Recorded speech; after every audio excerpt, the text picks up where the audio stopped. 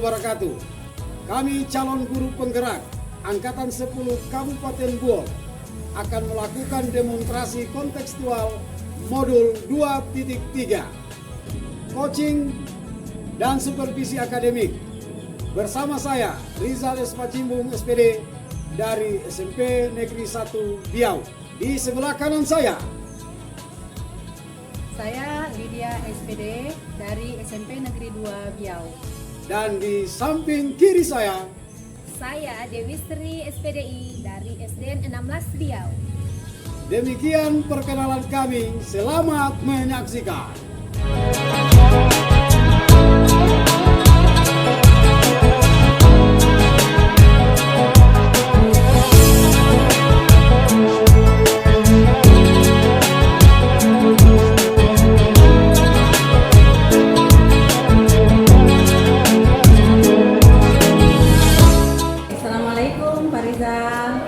Waalaikumsalam Ibu Lydia. Apa kabar Pak Rizal hari ini? Alhamdulillah baik, sehat. Alhamdulillah. Kali ini Pak Rizal akan menjadi coach ya, Ya. nantinya. Iya. Apakah Bapak sudah siap? Sama siap. Alhamdulillah. Baik Pak Rizal. Sebelum Pak Rizal melakukan coaching nantinya, di sini saya sebagai supervisor akan menjelaskan dulu tentang rubrik penilaian yang akan saya gunakan sebagai acuan saat observasi kegiatan coaching yang akan Bapak lakukan nanti. Ya. Oke, yang pertama yaitu saat melakukan coaching itu harus sesuai dengan prinsip paradigma berpikir coaching, yaitu kemitraan, kemudian proses kreatif dan memaksimalkan potensi.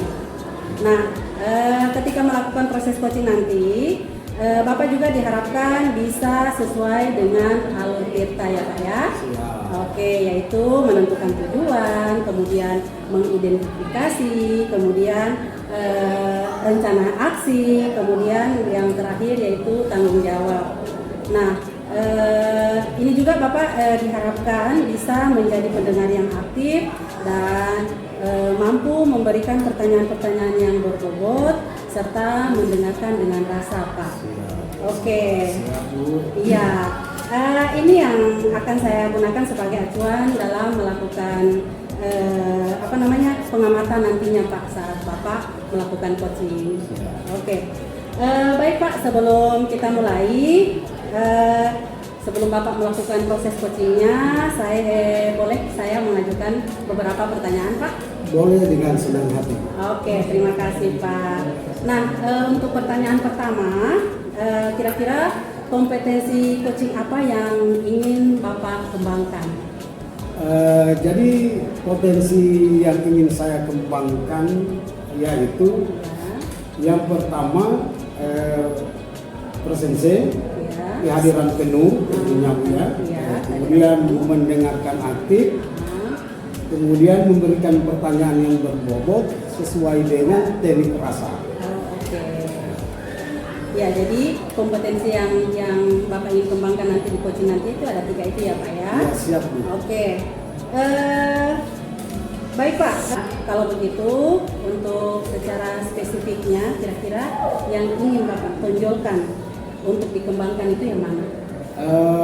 Kompetensi yang spesifik yang saya ingin kembangkan yaitu tentunya mendengarkan aktif ya Bu ya.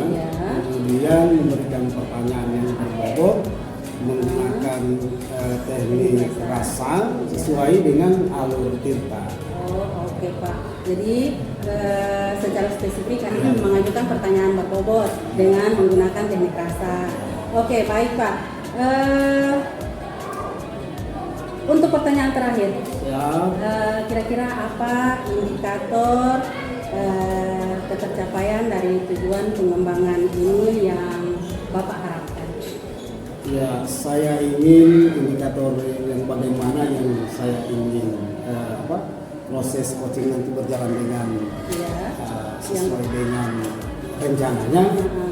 Tentunya saya ingin coach saya bisa menemukan solusi dari permasalahannya atau menemukan langkah-langkah dalam mengatasi permasalahan yang dia hadapi. Jadi di sini Bapak akan membantu si coach untuk menemukan solusi dengan menggunakan alur tirta tadi. Iya. Oke, Oke, dengan apa namanya pertanyaan-pertanyaan berbobot yang Bapak ajukan. Oke, baik Pak. Ya, luar biasa sekali Pak. Jadi kalau begitu saya rasa Pak Rizal sudah siap ini untuk melakukan proses coaching. Insya Allah siap saya. Bu. Iya, oke. Kalau sudah siap, Bapak silakan untuk melakukan proses coaching. Baik Ibu, terima kasih. Terima kasih Pak Rizal. Oke, Assalamualaikum warahmatullahi wabarakatuh. Waalaikumsalam warahmatullahi wabarakatuh.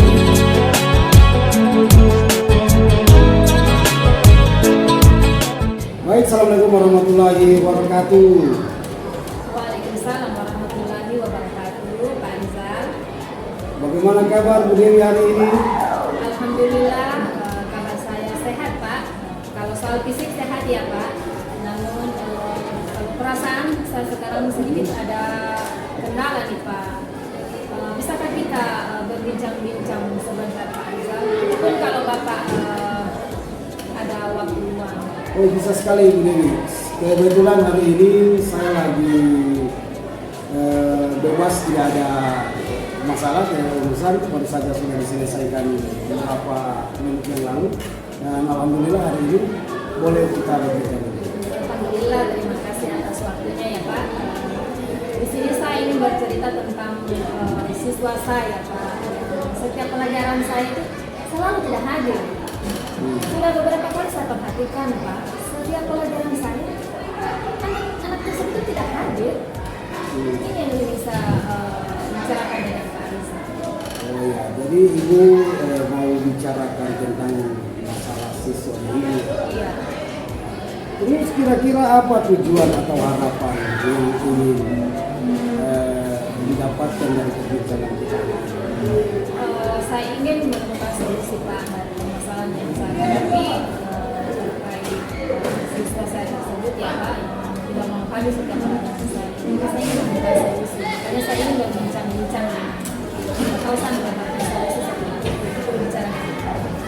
Jadi hari ini Ibu ingin mendapatkan solusi ya dari sisi perbincangan kita ya, tentang bagaimana mengatasi siswa Ibu yang pada itu jarang masuk ya. Terus menurut pengamatan Ibu Dewi, apa penyebab dari permasalahan yang Ibu temui tadi pada siswa tersebut? Setelah saya amati penyebab dari permasalahan kenapa anak ini tidak mau sekolah di saat jadwal pelajaran saya, ternyata siswa saya ini tidak tahu mengaji Pak, sehingga setiap pelajaran saya dia mangkir, dia tidak mau sekolah, padahal sudah saya infokan kepada wali kelasnya, sudah saya haruskan juga kepada orang tuanya ya, agar mengingatkan anak tersebut setiap jam pelajaran saya terutama ya, karena setiap pelajaran saya kan anak tersebut ini tidak mau sekolah, jadi saya sudah infokan kepada wali kelasnya, kepada orang tuanya agar anak tersebut disuruh ke sekolah setiap pelajaran saya. Jadi identifikasi masalah itu sudah ditemukan, Iya. bahwa yang mana siswa Ibu ini betul-betul tidak tahu mengaji. Iya, ternyata itu kendalanya kenapa anak tersebut tidak tahu. Kalau tidak mau ke sekolah ternyata dia takut karena tidak tahu mengaji. Jadi dari permasalahan tersebut, kondisi idealnya apa yang ingin dicapai oleh Ibu Dewi terkait permasalahan ini? Melihat permasalahan ini Pak, kondisi ideal yang saya inginkan untuk siswa saya ini tentunya saya berharap siswa saya merasa bahagia ya, kemudian senang saat mengikuti pelajaran saya, terutama siswa saya yang sedang bermasalah ini. Saya ingin anak tersebut bisa belajar seperti teman-temannya yang lain. Memang betul ya Ibu ya, kita sebagai seorang guru itu memang menginginkan bahwa itu tidak ada satu dua tiga itu ya. Kita mau semua anak kita itu harus proaktif ya. Iya, saya menginginkan semuanya hadir biar saya juga merasa berhasil ya. Begitu juga anak-anak. Saya ingin mereka merasa bahagia. Jadi Ibu Dewi melihat kondisi sekarang, kira-kira dari skala 1 sampai 10 itu, kira-kira menurut Ibu Dewi kondisi sekarang itu berada di skala berapa? Melihat dari kondisi sekarang ya Pak, dari skala 1 sampai 10, siswa saya sekarang ini berada pada rentang skala 5 sampai 6. Karena pengetahuan siswa tentunya berbeda-beda ya Pak, pastinya itu berbeda-beda, jadi rentang nilainya tentu berbeda juga. Jadi memang dari skala 1 sampai 10 itu menurut Ibu dari mungkin baru 5 sampai 6 ya. Iya. Karena Ibu itu kondisi dan pengetahuan siswa itu. Iya. Lantas kira-kira menurut pengamatan Ibu langkah-langkah atau solusi apa yang akan Ibu lakukan agar siswa tersebut bisa kembali aktif ikut belajar tanpa ada paksaan? Langkah pertama yang ingin saya lakukan adalah memanggil siswa tersebut ya Pak.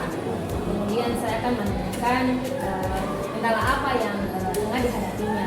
Kemudian saya akan mengkomunikasikan dengan kepala sekolah, dengan kelasnya, kemudian dengan orang tuanya agar saya diizinkan, karena saya sudah tahu permasalahannya kan ini Pak ya.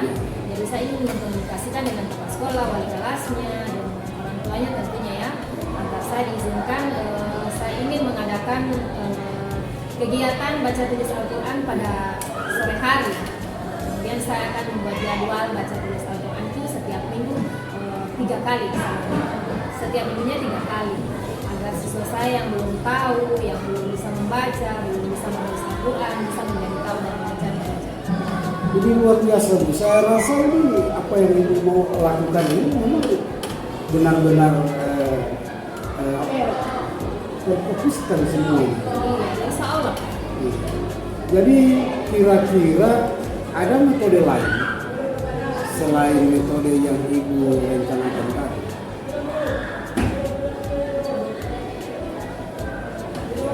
Mungkin metode lain selain yang tadi Ibu sudah lakukan? Di situ itu metode yang yang delapan. Ya, jadi itu metode atau langkah-langkah yang ingin Ibu lakukan kira-kira berhasil tidak saat ingin menerapkan metode tersebut? Berhasil tidaknya Pak, insya Allah akan kita lihat nantinya ya, karena ini kan rencana baru kita buat, baru akan bisa lakukan ya, jadi berhasil tidaknya itu nanti kita lihat ke depan. Jadi betul begini saja rencana itu bisa berjalan dengan baik, bisa juga tidak baik. Iya. Yang namanya juga rencana kan. Terus kira-kira ada metode lain selain metode yang ini sudah rencanakan? Metode yang lain yang saya rencanakan adalah saya ingin konsultasi juga dengan orang tua ya Pak, agar siswa saya yang belum tahu mengaji ini agar dibimbing dan didorong juga di rumah, agar diajar juga di rumah, dibimbing mengaji di rumah, bukan hanya di saat jadwal mengaji saya di sekolah, mengaji saja di sekolah yang anak-anak baru belajar. Jadi saya ingin juga konsultasi dengan orang tua agar anak-anak juga dibimbing di rumah. Kalau ada kerjasama dengan orang tua siswa, yakin dan percaya Pak, anak-anak akan cepat bisa membaca, cepat menulis kalau ada bimbingan dan orang bisa membaca Al-Quran gitu. Iya. Jadi memang Ibu ini benar-benar sudah akan menjalankannya. Jadi dari skala 1 sampai 10, menurut Ibu setelah menerapkan metode yang seperti Ibu katakan tadi, kira-kira menurut Ibu berada di skala berapa? Setelah nanti ini ya Pak, ini kan berbicara nanti ya. Nah, setelah nanti diterapkan rencana ini, dari skala 1 sampai 10 tentunya peningkatan rentang skala ini pastinya akan naik sesuai dengan yang diterapkan ya Pak. Paling tidak ada pada rentang 7 sampai 8. Intinya ada kerjasama dari orang tua Pak, kan? Kemudian anak-anak juga rajin datang, sudah sesuai jadwal yang sudah diterapkan di sekolah, diterapkan di sekolah. Jadi kalau saya lihat juga itu kalau sudah menerapkan metode ini bisa naik bukan cuma dari 7 sampai 8 itu.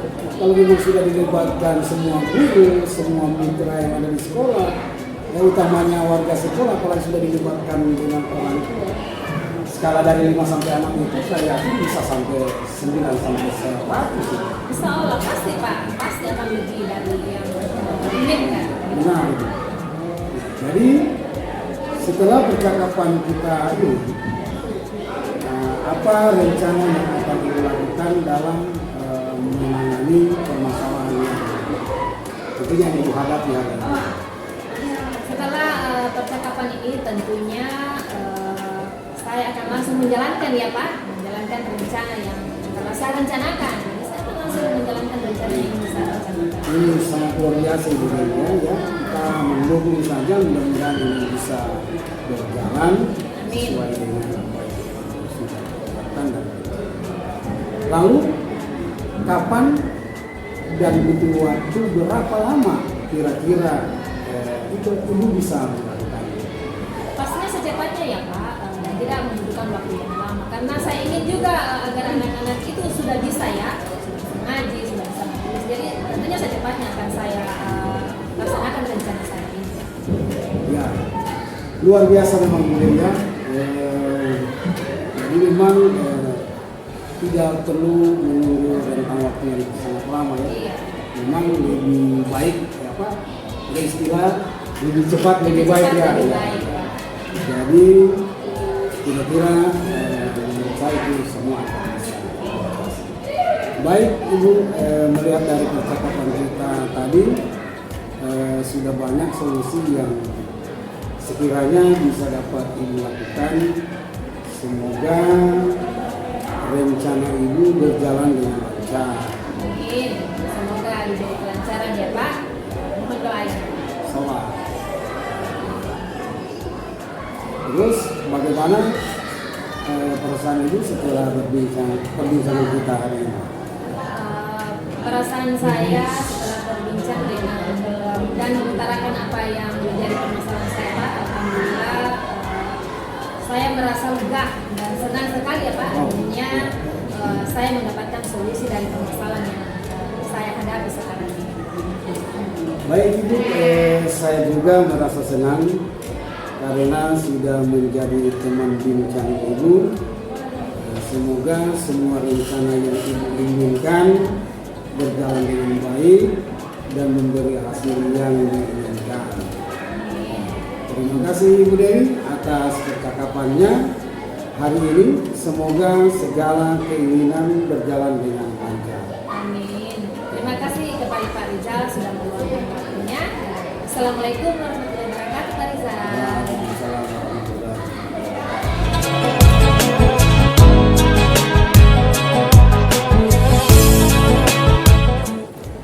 Oke, baik Pak Rizal. Bagaimana tadi setelah selesai melakukan coachingnya? Alhamdulillah perasaan enak dan lega. Juga saya lega karena setelah melakukan coaching bersama mitra saya, saya lega mitra saya itu bisa menemukan masalahnya dan menemukan solusi permasalahannya. Ya. Oke, luar biasa sekali Pak Rizal. Ini saya akan menanyakan lagi ya beberapa pertanyaan terkait hasil supervisi saya. Boleh Pak Rizal? Siap. Oke. Boleh. Nah, pertanyaan pertama, apa yang Pak Rizal sudah lakukan saat melakukan proses coaching yang menjadi indikator ketercapaian pengembangan yang Bapak inginkan? Jadi di coaching ini saya sudah melakukan coaching dengan alur Tirta, terus menanyakan tujuan rencana, aksi dan tanggung jawab, sehingga alur tersebut itu bisa menggali coaching untuk menceritakan permasalahan dan menemukan solusi-solusi. Oh iya, baik. Jadi apa yang Bapak sudah sampaikan tadi itu juga yang hasil pengamatan saya ya. Seperti tadi alur kita juga sudah terlaksana. Bapak sudah melakukan mulai dari tujuan. Tadi juga sudah membahas tentang tujuan dari coaching ini apa. Kemudian mengidentifikasi masalah tadi sudah cukup runut juga. Kemudian rencana aksi yang sudah membuat Koci menjadi tahu strategi apa yang harus dia lakukan selanjutnya. Kemudian komitmennya juga untuk untuk melakukan rencana aksi tadi itu juga sudah dibahas semuanya. Ya, bagus Pak Rizal. Nah, untuk proses kemitraan juga tadi saya rasa Pak Rizal sudah bisa sangat setara ya, sudah menjadi sosok yang setara dengan Koci. Maksudnya setara di sini itu tidak menggurui sama sekali. Artinya Bapak sudah cukup mendalami apa masalah dari Koci tersebut. Nah, itu sudah saya amati tadi. Kemudian untuk proses kreatif juga berhasil. Maksudnya kreatif mengajukan memancing kreativitasnya Koci tadi untuk menemukan solusi dari permasalahannya sendiri juga itu sudah berhasil Bapak lakukan tadi. Kemudian untuk memaksimalkan potensi yang ada itu juga sudah berhasil karena masalah Koci tadi sudah terpecahkan. Nah, dari kehadiran penuh, kemudian kemampuan yang dikembangkan tadi semuanya juga sudah ada. Nah, Pak Rizal sudah menerima Koci dengan sangat baik. Ya, kemudian Pak Rizal juga tadi saya lihat sudah memberikan pertanyaan-pertanyaan sesuai dengan kunci permasalahannya. Kemudian membuat rangkuman tadi terkait dengan masalah yang sudah disampaikan oleh Koci dan memberikan apresiasi kepada Koci ketika Koci berhasil menemukan strategi dengan baik. Ya, itu dari hasil pengamatan saya Pak Rizal, sangat luar biasa. Oke, untuk pertanyaan terakhir Pak Rizal, yaitu kira-kira apa yang ingin Bapak tingkatkan lagi untuk kedepannya? Yang perlu saya tingkatkan yaitu tentu belajar dengan sungguh-sungguh, kemudian berbagi bersama, tentunya memberikan pembelajaran yang apa yang saya miliki dengan rekan-rekan sejawat. Pada umumnya tentu warga sekolah ya, agar proses coaching ini tidak hanya kepada satu orang saja, tetapi bisa juga yang mengalami hal yang seperti ini juga bisa dialurkan dan ditularkan supaya mereka juga bisa melakukan coaching. Jadi siapa saja yang merasa punya masalah dan ingin konsultasi dengan Bapak bersedia untuk melakukan coach, menjadi coach untuk mereka. Oke, baik Pak Rizal, sungguh luar biasa sekali. Dari pengamatan saya selama proses coaching itu sudah sangat baik Pak Rizal. Kemudian harapan yang saya inginkan juga sudah sama dengan harapan yang Pak Rizal lakukan tadi, dan yang Pak Rizal akan kembangkan selanjutnya, yaitu terus berlatih ya untuk membantu teman-teman yang ada di sekitar Pak Rizal, untuk membantu mereka menemukan solusi-solusi dari permasalahannya. Oke. Ya Pak Rizal, saya rasa ini cukup supervisi dari saya. Semoga bermanfaat, kedepannya bisa menjadi lebih baik lagi. Oke, terima kasih Pak Rizal. Assalamualaikum warahmatullahi wabarakatuh. Waalaikumsalam warahmatullahi wabarakatuh. Oke.